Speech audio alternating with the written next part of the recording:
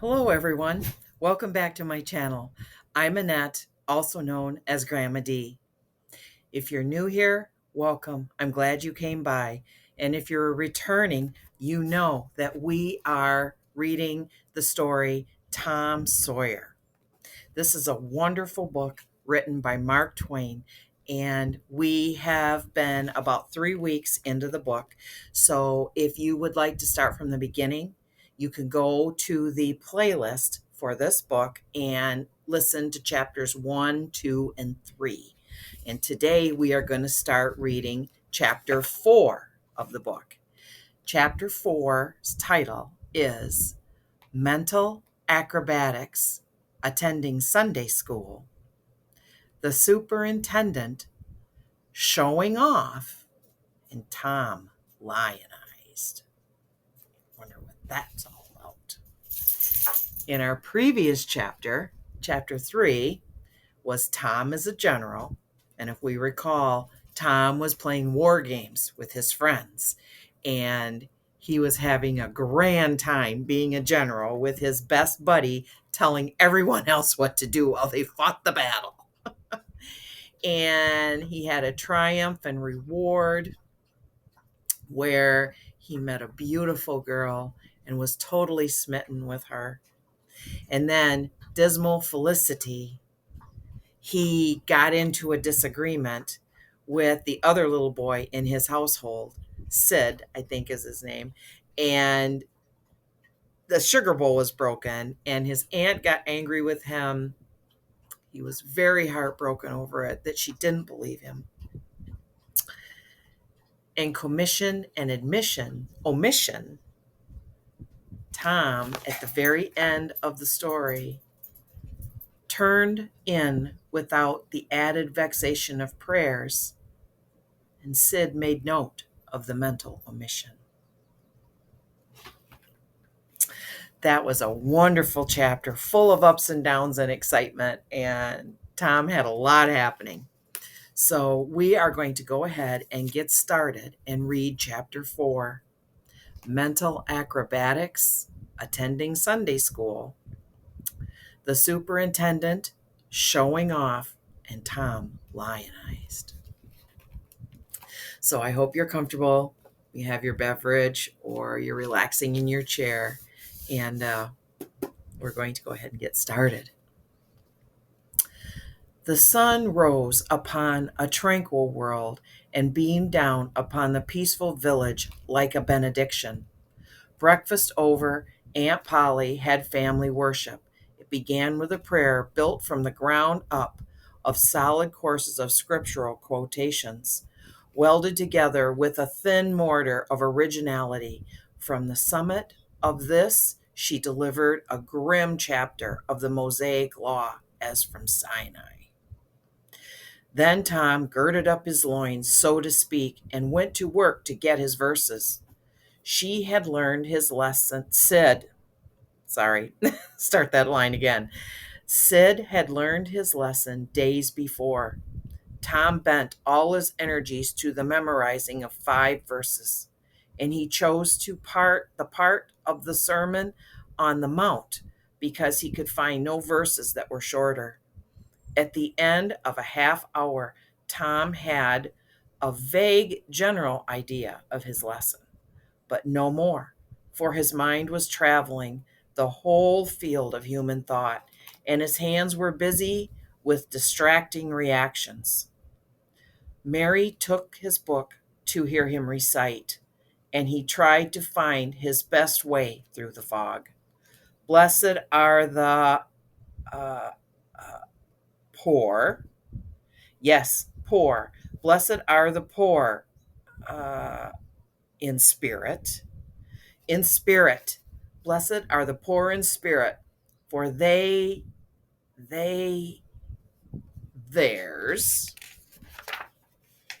for theirs. Blessed are the poor in spirit, for theirs is the kingdom of heaven. Blessed are they that mourn, for they, for they, for they, oh, I don't know what it is. Shall Oh, for they shall mourn. Blessed are they that, they that shall mourn, for they shall what? What don't you tell me, Mary? What do you want me? What do you want to be so mean for? There's a lot of hesitation in there. Oh, Tom, you poor thick headed thing. I'm not teasing you. I wouldn't do that. You must go and learn it again.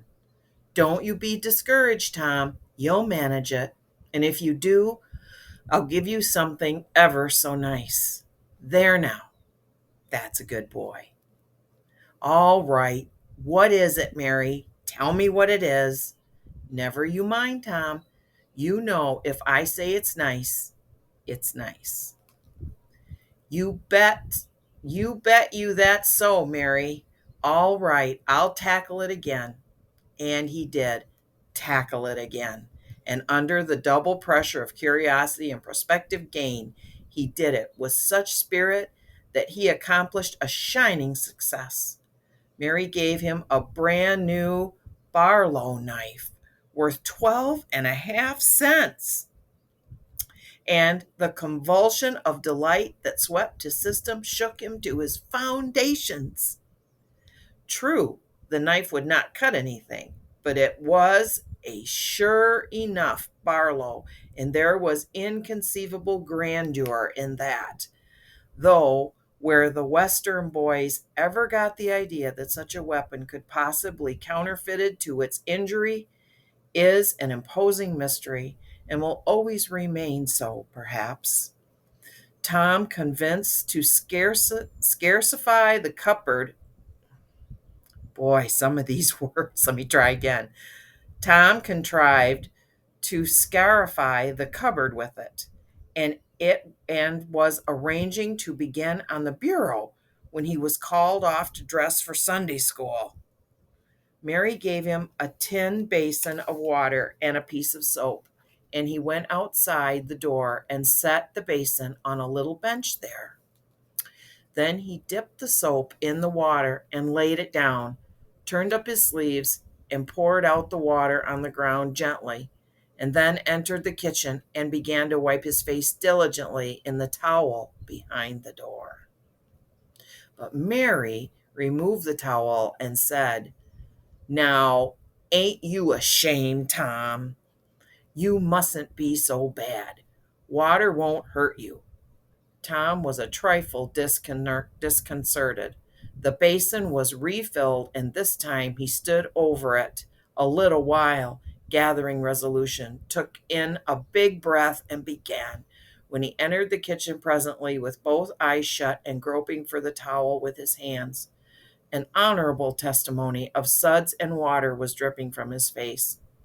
But when he emerged from the towel, he was not yet satisfactory, for the clean territory stopped short at his chin and his jaws. Like a mask, below and beyond this line, there was thick, dark expanse of unirrigated soil that spread downward and backward around his neck. Mary took him in hand, and when she was done with him, he was a man and a brother without distinction of color. His saturated hair was neatly brushed, and its short curls were wrought into dainty and symmetrical general effect. He privately smoothed out the curls with labor and difficulty, and plastered his hair close down to his head, for he held curls to be effeminate, and his own filled his life with bitterness. Then Mary got out a suit of his clothing that had been used only on Sundays during 2 years.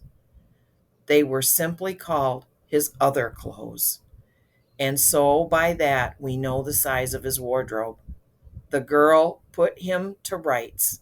After he had dressed himself, she buttoned his neat roundabout up to his chin, turned his vast shirt collar downward over his shoulders, and brushed him off. and crowned him with speckled straw hat. He now looked exceedingly improved and uncomfortable. He was fully uncomfortable as he looked, for there was a restraint about whole clothes and cleanliness that galled him.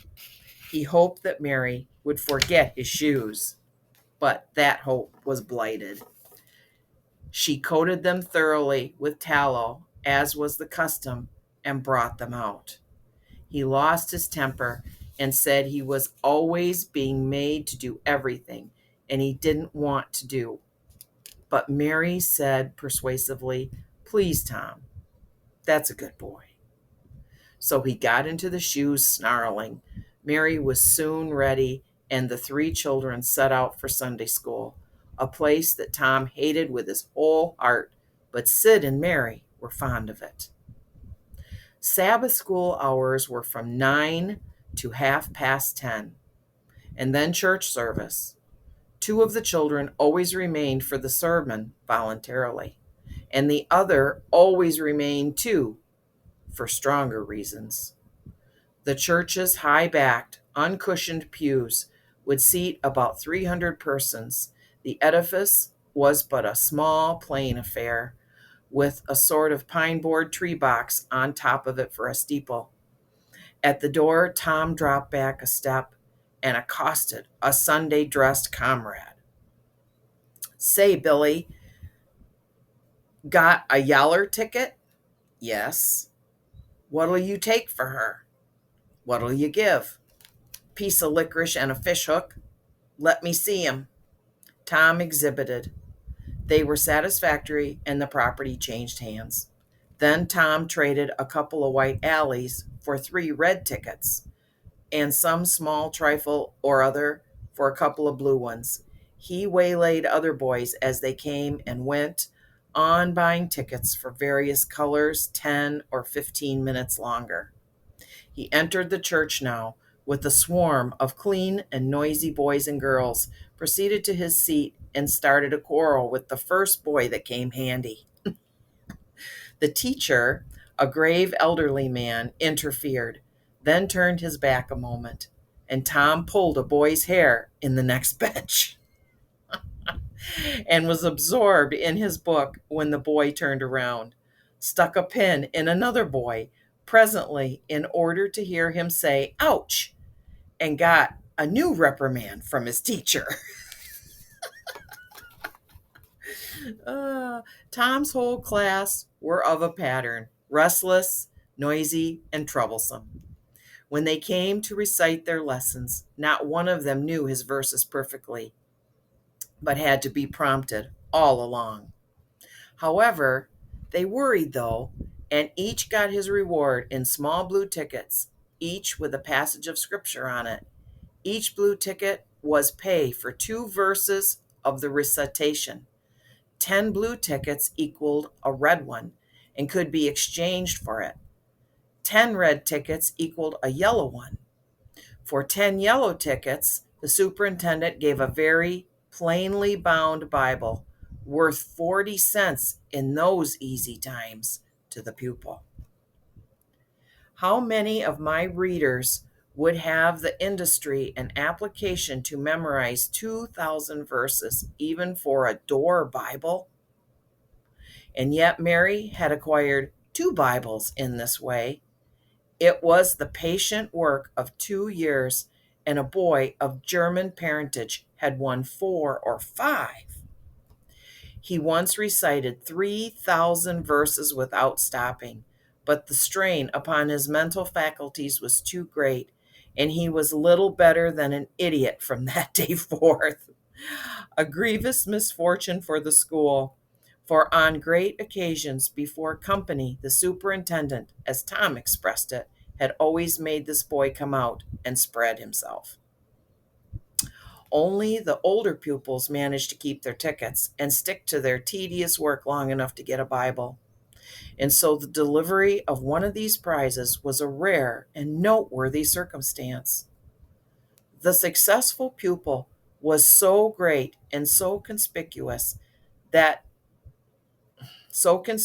for that day on the spot every scholar's heart was fired with a fresh ambition that often lasted a couple of weeks.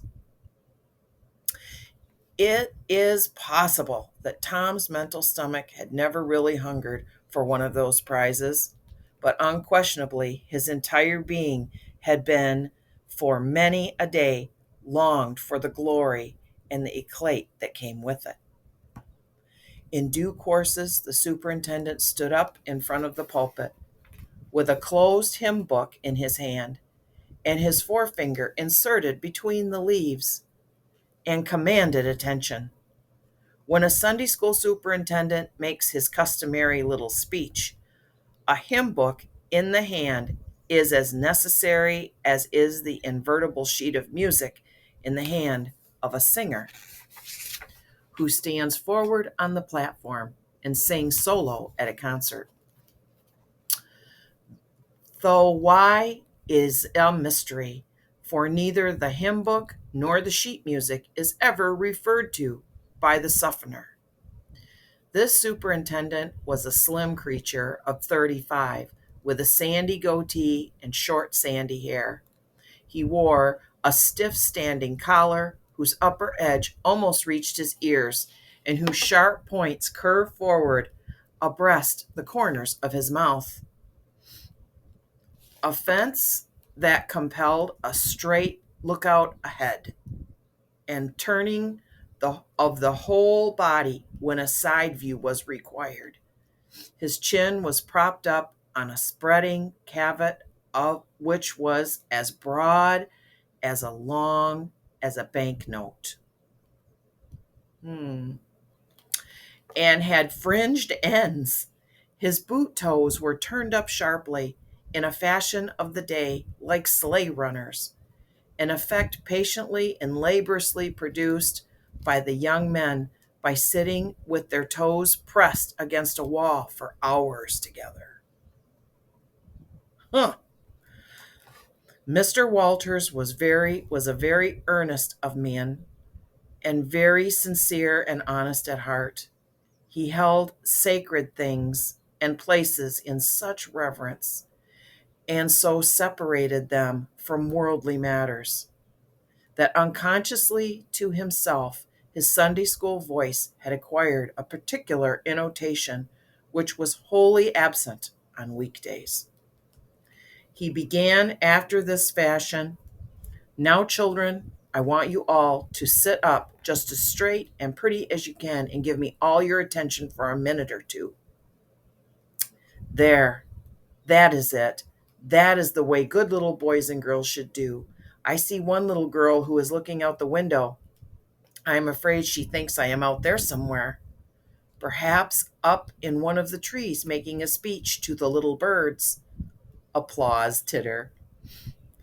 "I want to tell you how good it makes me feel to see so many bright, clean little faces assembled in a place like this, learning to do right and be good," and so forth and so on. It is not necessary to set down the rest of the oration. It was of a pattern which does not vary, and so it is familiar to us all.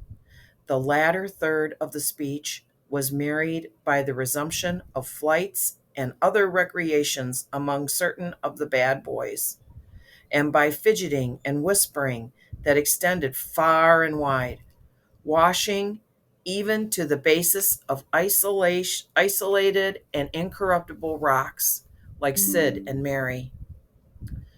But now every sound ceased suddenly with the subsidence of Mr. Walter's voice, and the conclusion of the speech was received with a burst of silent gratitude. A good part of the whispering had been occasioned by an event which was more or less rare: the entrance of visitors. Lawyer Thatcher, accompanied by a very feeble and aged man, a fine, portly, middle-aged gentleman with iron gray hair, and a dignified lady who was doubtless the latter's wife. The lady was leading a child. Tom had been restless and full of chafings and repinings, conscience smitten, too. He could not meet Amy Lawrence's eye. He could not broke her loving gaze. But when he saw the small newcomer, his soul was all ablaze with bliss in a moment. The next moment, he was showing off with all his might, cuffing boys, pulling hair, making faces, in a word, using every art that seemed likely to fascinate a girl and win her applause. His exaltation had but one alloy, the memory of his humiliation in this angel's garden. And that record in the sand was fast washing out under the waves of happiness that were sweeping over it now. The visitors were given the highest seat of honor, and as soon as Mr. Walter's speech was finished, he introduced them to the school. The middle-aged man turned out to be a prodigious personage, no less than one country judge, altogether the most august creation these children had ever looked upon. They wondered what kind of material he was made of, and they half wanted to hear him roar, and were half afraid he might, too. He was from Constantinople, 12 miles away, so he had traveled and seen the world. These very eyes had looked upon the country courthouse, which was said to have a tin roof. The awe which these reflections inspired was attested by the impressive silence and the ranks of staring eyes. This was the great Judge Thatcher, brother of their own lawyer. Jeff Thatcher immediately went forward to be familiar with the great man and envied by the school. It would have been music to his soul to hear the whisperings. "Look at him, Jim. He's a going up there. Say, look, he's a going to shake hands with him. He is shaking hands with him. By jinks, don't you wish you was, Jeff?" Mr. Walters fell to showing off with all sorts of official bustlings and activities, giving orders, delivering judgments, discharging directions here, there, and everywhere that he could find a target. The librarian showed off, running hither and thither with his arms full of books and making a deal of the splutter and fuss that insect authority delights in. The young lady teachers showed off, bending sweetly over pupils that were lately being boxed, lifting pretty warning fingers at bad little boys and patting good ones lovingly. The young gentlemen teachers showed off with small scoldings and other little displays of authority and fine attention to discipline. And most of the teachers of both sexes found business up at the library by the pulpit, business that frequently had to be done over again 2 or 3 times with much seeming vexation. The little girls showed off in various ways, and the little boys showed off with such diligence that the air was thick with paper wads and murmur of scufflings. And above all, the great man sat and beamed a majestic judicial smile upon all the house and warmed himself in the sun of his own grandeur, for he was showing off too. There was only one thing wanting to make Mr. Walter's ecstasy complete, and that was a chance to deliver a Bible prize and exhibit a prodigy. Several pupils had a few yellow tickets, but none had enough. He had been around among the star pupils inquiring. He would have given worlds now to have that German lad back again with a sound mind. And now, at this moment, when hope was dead, Tom Sawyer came forward with 9 yellow tickets, 9 red tickets, and 10 blue ones, and demanded a Bible. This was a thunderbolt out of clear sky. Walters was not expecting an application from this source for the next 10 years. But there was no getting around it. Here were the certified checks, and they were good for their face. Tom was therefore elevated to a place with the judge and the other elect, and the great news was announced from headquarters.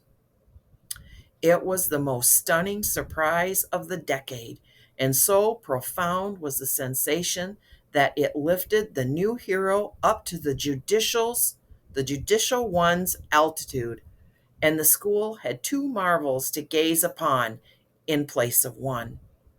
The boys were all eaten up with envy, but those that suffered the bittersweet pangs were those who perceived too late that they had themselves contributed to this hated splendor by trading tickets to Tom for the wealth he had amassed in selling whitewashing privileges. These despised themselves as being the dupes of a wildly fraud, a gilded snake in the grass. The prize was delivered to Tom with as much effusion as the superintendent could pump up under the circumstances. But it lacked somewhat of the true gush, for the poor fellow's instinct taught him there was a mystery here that could not bear the light. Perhaps it was simply preposterous that this boy had warehoused 2,000 sheaves of scriptural wisdom on his premises. A dozen would strain his capacity without a doubt.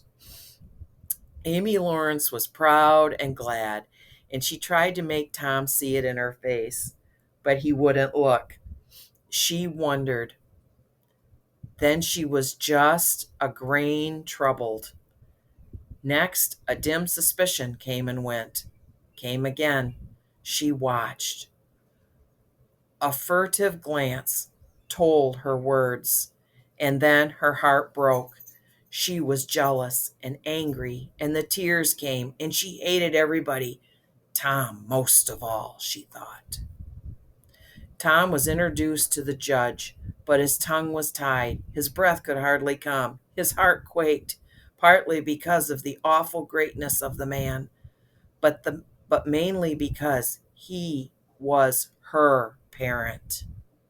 He would have liked to fall down and worship him if it were in the dark. The judge put his hand on Tom's head and called him a fine little man and asked him what his name was. The boy stammered, gasped, and Tom. Oh, no, not Tom. It is Thomas. Ah, that's it. I thought there was a more to it, maybe. That's very well, but you've another one, I dare say, and you'll tell it to me, won't you? Tell the gentleman your other name, Thomas, said Walters, and say, sir. You mustn't forget your manners. Thomas Sawyer, sir. That's it. That's a good boy. Fine boy. Fine, manly little fellow. 2,000 verses is a great many, very, very great many. And you never can be sorry for the trouble you took to learn them, for knowledge is worth more than anything there is in the world. It's what makes great men and good men. You'll be a great man and a good man yourself someday, Thomas. Then you'll look back and say, it's all owing to the precious Sunday school privileges of my boyhood. It's all owing to my teachers that taught me to learn. It's all owing to the good superintendent who encouraged me and watched over me and gave me a beautiful Bible. A splendid, elegant Bible to keep and have it for all my own, always. It's all owing to the right bringing up. That is what you will say, Thomas. And you wouldn't take any money for those 2,000 verses. No, indeed, you wouldn't. And now you wouldn't mind telling me and this lady some of the things you've learned.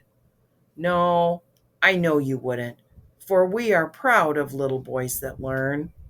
Now, Now, no doubt you know the names of all 12 disciples.